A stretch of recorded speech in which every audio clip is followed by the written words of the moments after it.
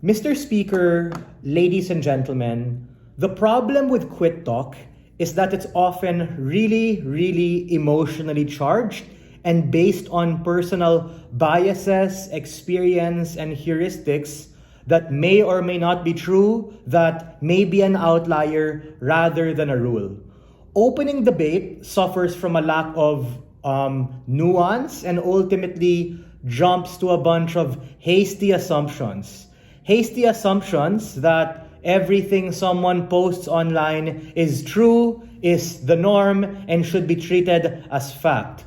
We say that the algorithmic nature of TikTok and how this works often sensationalizes the drama from an individual story or post upload and just blasts this to people in the name of this being absolute truth. Hey guys, you should watch this, follow this, and believe this. What this often leads to is a vicious cycle and race to the bottom where people just get mad as fuck and emotional. People quit their jobs for a good reason but end up making bad decisions later on where they're unable to understand economic security and the chance to be able to have some sort of stability, the usual hedonic treadmill of trying to chase stuff. And companies and their reputation also get absolutely wrecked, wherein if opening wants to talk about wanting to make these changes, what incentive structure do they have if they lose a lot of people and their reputation gets fucked? Sure, it might be a valid thing to call them out for, but it's not the most productive way to be able to garner change. What does it do wherein you have a visceral experience of people being blown out into proportion? And why is this harmful if you automatically treat it as true? Is that it just leads to an overgeneralization of what's happening. Meaning people online are gonna post, my job is so shit because I had a crappy boss, so I'm just gonna complain about him on social media and say that in general, don't work in this company, I'm gonna be happier elsewhere. The harm here is that it's free to express yourself, that's all good, but the point in which where you have this trend saying it's cool, saying it's the norm, is just an unproductive use of time because a lot of these valid claims ought to be professionalized.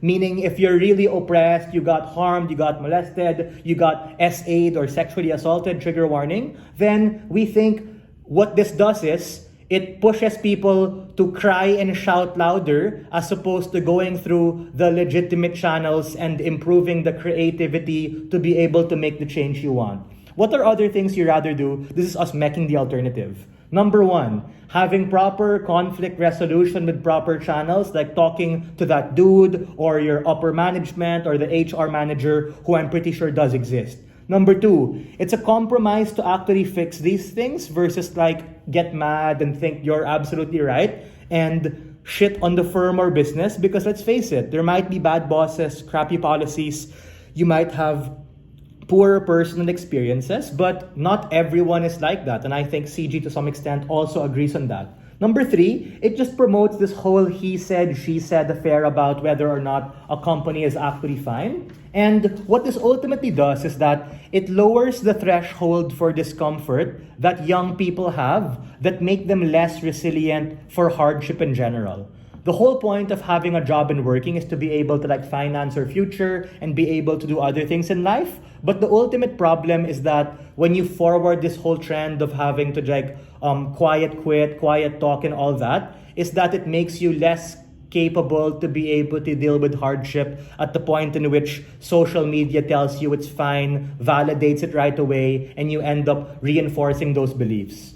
We think, ladies and gentlemen, that the problem with government is that they assume all of these things are particularly true, and we think that it ultimately leads the chance that these people will believe in these things right away. We think even if it's true, it pushes people to make an emotional decision and not weigh trade-offs in three particular ways. Number one, the uncertainty of your job security. This is amidst a backdrop of high inflation, relatively high levels of unemployment, Trump's world of being protectionist and potentially making the job market all around the world even more dangerous and difficult to enter. The point in which you like believe in all of these things because of the Kool-Aid that you see on TikTok is a point in which you might make a risky decision for your career. Number two, it promotes a sense of entitlement. Because a lot of what opening talked about were very situational based, and the simple response I have to break that deadlock is, bruh, it depends, right? These things could be valid, these things could not be valid, but the harm here is that it forwards a sense of entitlement that actually pushes people to believe in their own narrative, and this vicious cycle of people on social media to automatically believe it as fact and not necessarily fact check. And lastly, it makes it harder for them to deal with the reality of life. Before that, OG, go for it.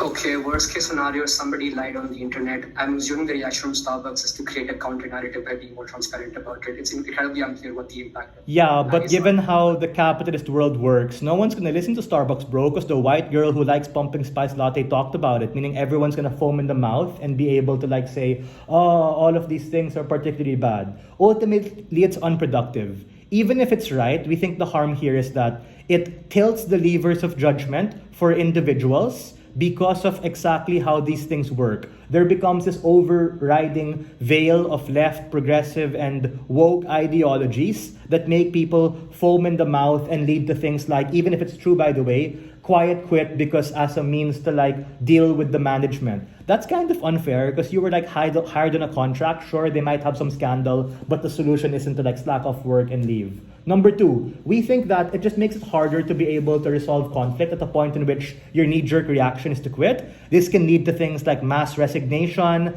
mass layoffs in the firm given their inability to deal with costs because people are quitting, and often leads to the society being so keen to like cancel this individual at any point they see particular dissent on social media.